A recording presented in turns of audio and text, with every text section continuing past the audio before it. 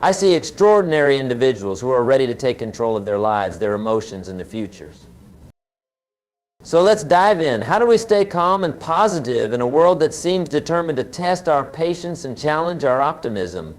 Well, it starts with understanding a fundamental truth. Life is 10% what happens to you and 90% how you react to it.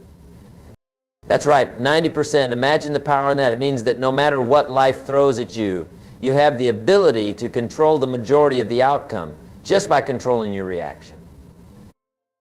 Now, I can see some of you shaking your heads. You're thinking about that difficult boss, that challenging relationship, that financial setback. You're thinking, but Jim, you don't understand my situation. And you're right. I don't know your specific circumstances. But I do know this: every single person in this room, including myself, has faced challenges that seemed insurmountable at the time. The difference between those who overcome and those who are overcome lies in how they choose to respond. Now let me share a little story with you. Years ago, I met a young man named Tom. Tom had lost his job, his savings were dwindling, and he was on the verge of losing his home. Now Tom had every reason to be stressed, angry, and negative, but you know what? He wasn't. When I asked him how he was managing to stay so calm and positive, he said something I'll never forget. He said, Jim, I've realized that getting upset won't pay my bills or find me a job. So instead, I'm choosing to use my energy to find solutions. Ladies and gentlemen, that right there is the essence of staying calm and positive. It's about making a choice to focus on solutions rather than problems, a choice to see opportunities rather than obstacles, a choice to be proactive rather than reactive. Now, I know what some of you are thinking, but Jim, it's not that simple. I can't just flip a switch and suddenly be calm and positive. And you're absolutely right. It's not about flipping a switch. It's about building a habit. And habits, my friends, are the building blocks of our lives. You see, we are what we repeatedly do. Excellence, calmness, positivity, these are not acts, but habits. And the good news is habits can be formed. They can be cultivated. They can be nurtured. But it takes time, it takes effort, and most importantly, it takes consistency. So how do we start building these habits of calmness and positivity? Well, it begins with our mindset. Our mindset is like the soil in a garden. If the soil is rich and fertile, anything you plant will grow and flourish. But if the soil is poor and neglected, even the hardiest plants will struggle. The first step in cultivating a calm and positive mindset is awareness. We need to become aware of our thoughts, our reactions, our default responses to situations. You see, most of us go through life on autopilot. Something happens and we react without even thinking about it. But here's the secret: between stimulus and response, there is a space. In that space lies our power to choose our response. In that response lies our growth and our freedom. So I challenge you to start paying attention to that space. When something happens that would normally stress you out or bring you down, pause. Take a deep breath. And in that pause, ask yourself, how can I respond to this in a way that serves me better? How can I find the positive in this situation? Now, I'm not saying it's easy. In fact, at first it's going to be downright difficult. Our brains are wired to look for threats and problems. It's a survival mechanism left over from our caveman days. But here's the thing: we're not cavemen anymore. We don't need to be on high alert for saber-toothed tigers. We have the luxury of choosing our responses. And that's where the second step comes in: practice. Like any skill, staying calm and positive in the face of challenges is something that needs to be practiced. It's like a muscle. The more you use it, the stronger it gets. So how do we practice? Well, start small. Don't wait for a major life crisis to try out your new calm and positive approach. Practice on the little things. When you're stuck in traffic, instead of getting frustrated, use that time to listen to an audiobook or practice deep breathing. When someone cuts in front of you in line, instead of getting angry, use it as an opportunity to practice patience and understanding. You see, these small moments are like reps in a gym. Each time you choose a calm and positive response over a stressed and negative one, you're building that muscle. You're rewiring your brain. You're creating new neural pathways that will make it easier and more natural to stay calm and positive in bigger challenges. Now let's talk about another crucial aspect of staying calm and positive: your environment. You've heard me say it before, and I'll say it again: you are the average of the 5 people you spend the most time with. Now think about that for a moment and look around at the people in your life. Are they calm and positive influences? Or are they constantly stressed and negative? You see, emotions are contagious. If you're surrounded by people who are always complaining, always seeing the worst in every situation, it's going to be incredibly difficult for you to maintain a positive outlook. On the flip side, if you surround yourself with people who face challenges with a calm determination, who look for the silver lining in every cloud, their attitude will rub off on you.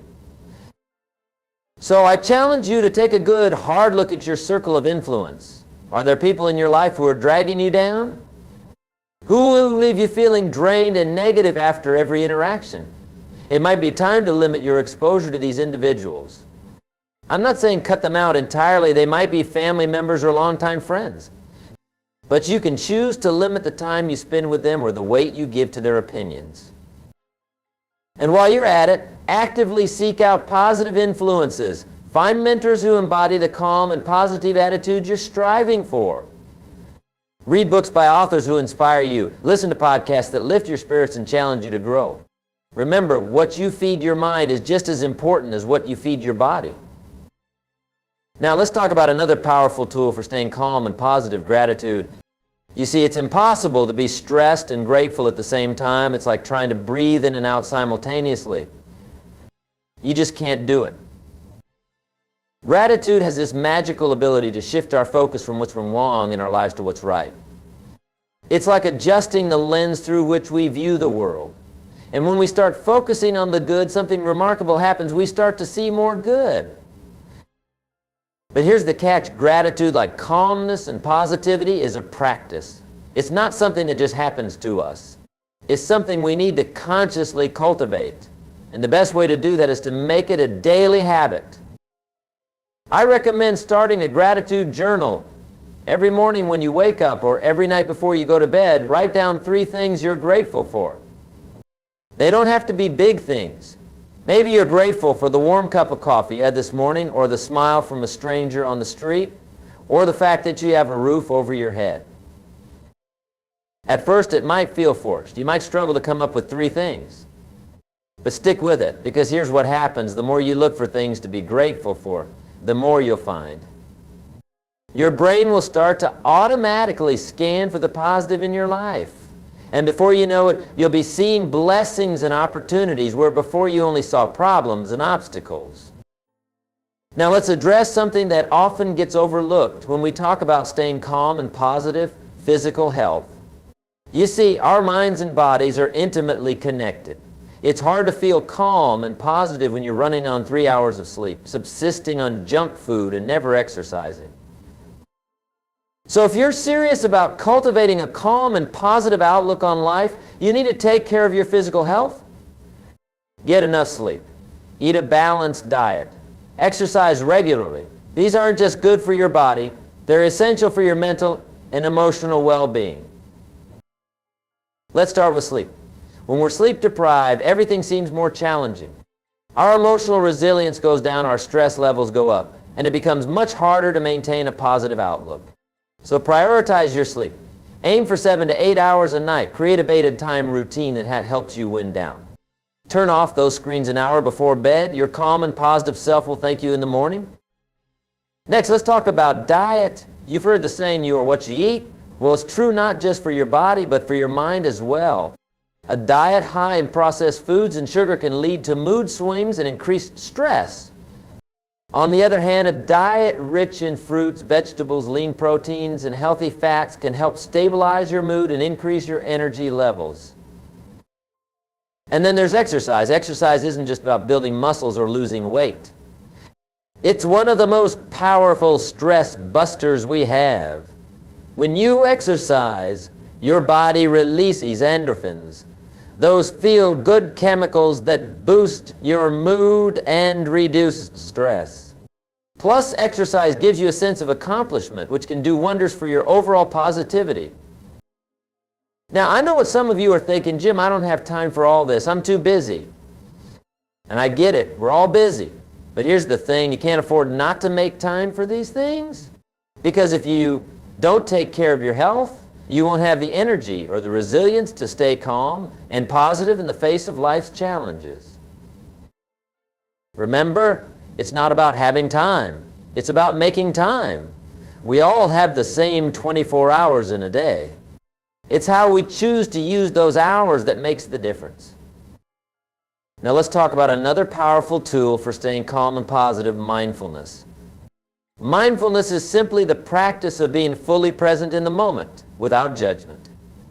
It's about observing your thoughts and feelings without getting caught up in them. You see, so often our stress and negativity come from dwelling on the past or worrying about the future.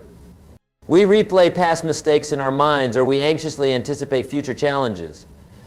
But here's the truth: the past is gone, and the future hasn't happened yet. The only moment we have any control over is right now. Mindfulness helps us stay grounded in the present moment. It helps us observe our thoughts and feelings without getting swept away by them. And in doing so, it gives us that crucial space between stimulus and response that we talked about earlier.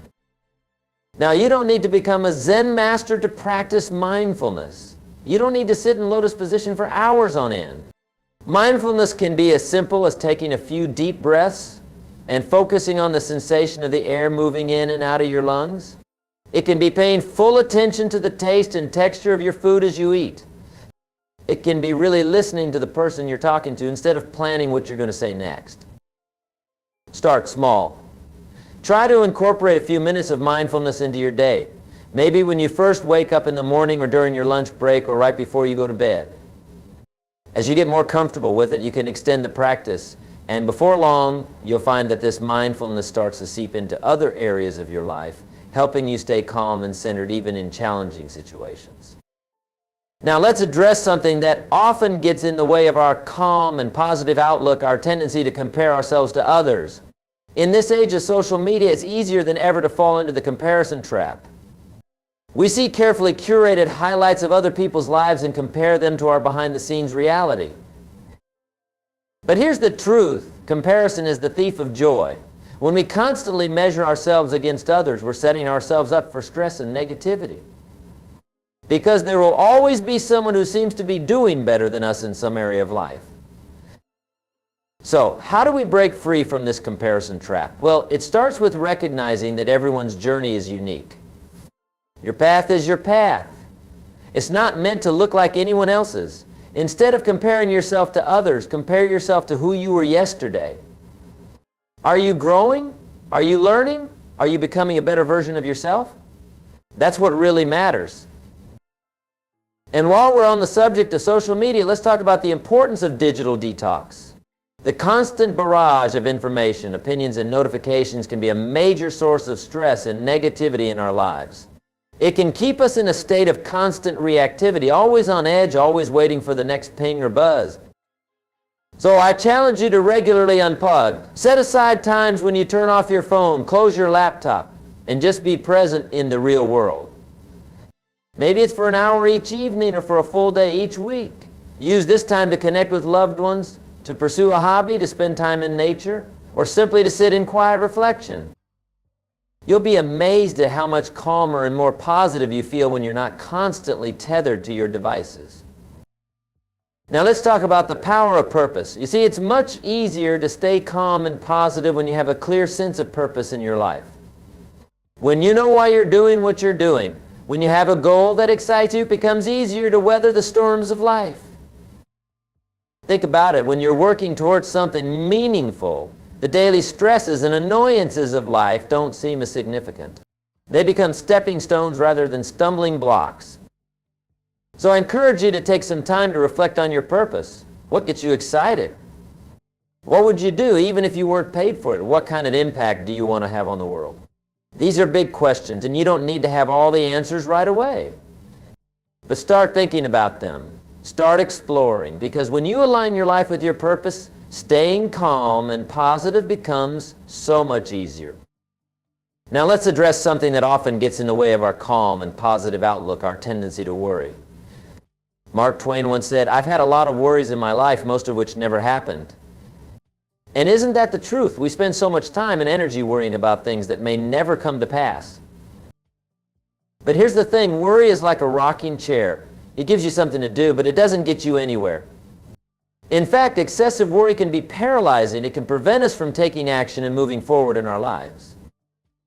So, how do we deal with worry? Well, first we need to recognize that worry is not the same as problem solving.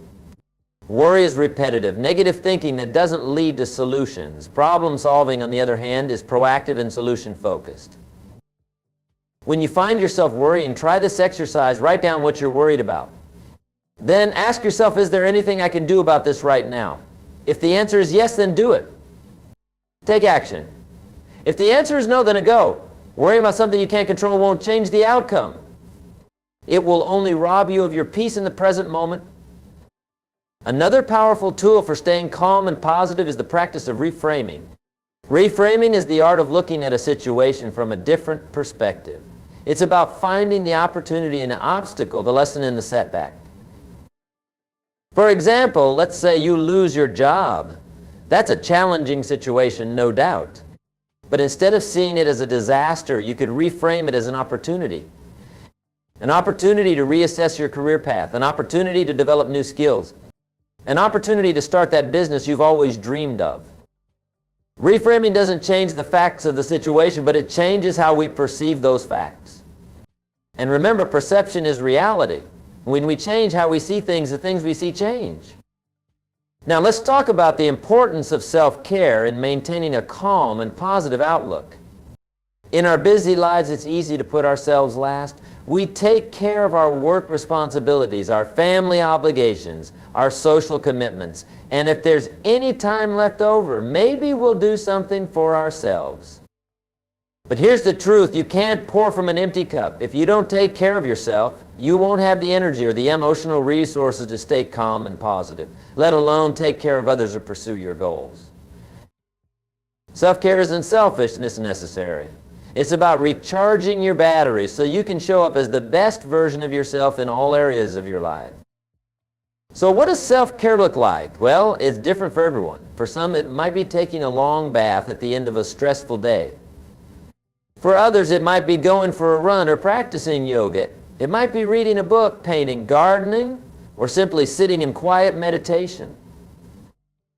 The key is to find activities that truly nourish you, physically, mentally, and emotionally. And then make time for these activities. Schedule them into your calendar if you have to. Treat them as non-negotiable appointments with yourself. Remember, you are your most important asset. Invest in yourself. Take care of yourself. Because when you do, you'll find it much easier to maintain that calm and positive outlook, even in the face of life's challenges.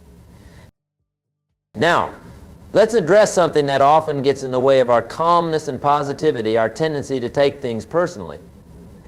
You see, so often we interpret other people's actions or words as a direct reflection on us. Someone doesn't return our call and we assume they're upset with us. A colleague disagrees with our idea and we take it as a personal attack.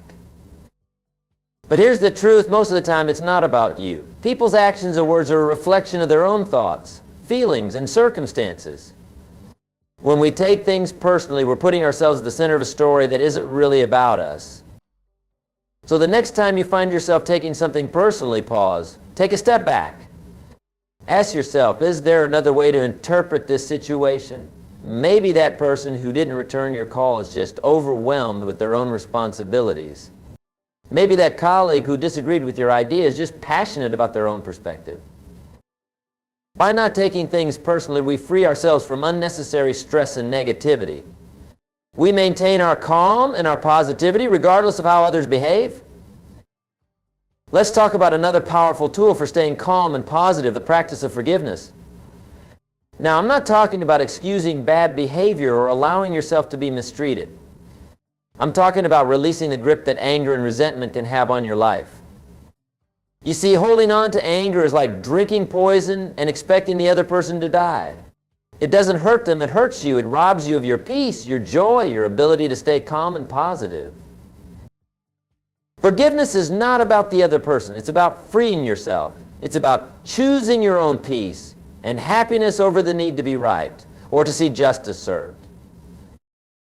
Now, forgiveness isn't always easy, especially when we've been deeply hurt. But it's a skill that can be developed with practice. Start small. Practice forgiving minor annoyances, then work your way up to bigger issues. Remember, forgiveness doesn't mean you have to reconcile with the person who hurt you. It doesn't mean you have to trust them again. It simply means you're choosing to release the negative emotions associated with the event. You're choosing your own peace and positivity. Now, let's talk about the power of continuous learning and growth. You see, one of the keys to staying calm and positive is to always be growing, always be improving yourself. When we're growing, we feel a sense of progress, a sense of forward momentum. And that feeling can help us stay positive even when we face setbacks in other areas of our lives. So never stop learning. Read books, take courses, learn new skills, set new goals for yourself. Challenge yourself to step out of your comfort zone. And remember, growth often comes from embracing discomfort. It's easy to stay calm and positive when everything is going smoothly. The real growth happens when we face challenges and learn to navigate them with grace and positivity. Now, as we near the end of our time together, I want to address one final point, the importance of patience in maintaining a calm and positive outlook. In our fast-paced world, we become accustomed to instant gratification. We want results now. We want success now. We want change now. But real lasting change, whether it's in our circumstances or in ourselves, takes time. It's a process.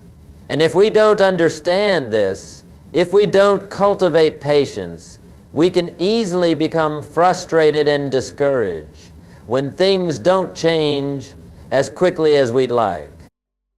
So I encourage you to embrace the journey. Enjoy the process of becoming. Celebrate small victories along the way. And remember, every master was once a beginner. Every success story includes chapters of struggle and perseverance. Your journey to becoming a calmer, more positive person is no different. There will be days when it's easy and days when it's challenging. There will be times when you slip back into old patterns of stress and negativity. And that's okay. It's part of the process. The key is to not get discouraged, to pick yourself up, dust yourself off, and keep moving forward. To remember that every moment is a new opportunity to choose calmness and positivity. As we come to the close of our time together, I want to leave you with this thought. Staying calm and positive life is not about avoiding challenges or pretending that everything is perfect. It's about developing the resilience to face life's ups and downs with grace and optimism. It's about choosing your response to life rather than simply reacting to it. Remember, you have the power to choose your thoughts, your attitudes, your actions. You have the power to create the life you want to live. And it all starts with a decision to cultivate calmness and positivity, no matter what life throws your way. So I challenge you, starting today, make that decision. Choose to be calm. Choose to be positive. Choose to see the opportunities in every challenge, the lessons in every setback, the blessings in every day. It won't always be easy. There will be days when it feels impossible. But remember, it's in those moments of difficulty that we have the greatest opportunity for growth.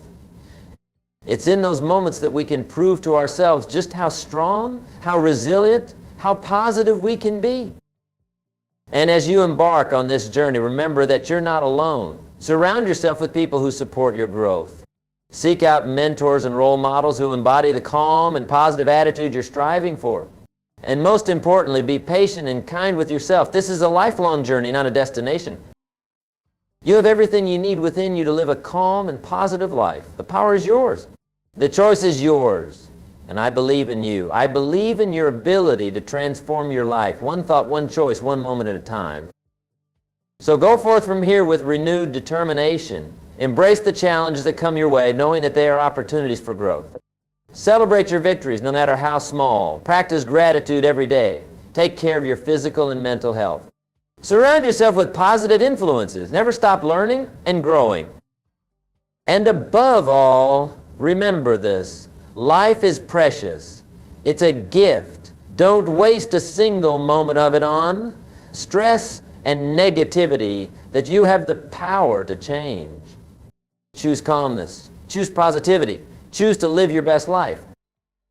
Thank you for your time and attention today. Now go out there and make it a great life. The choice is yours.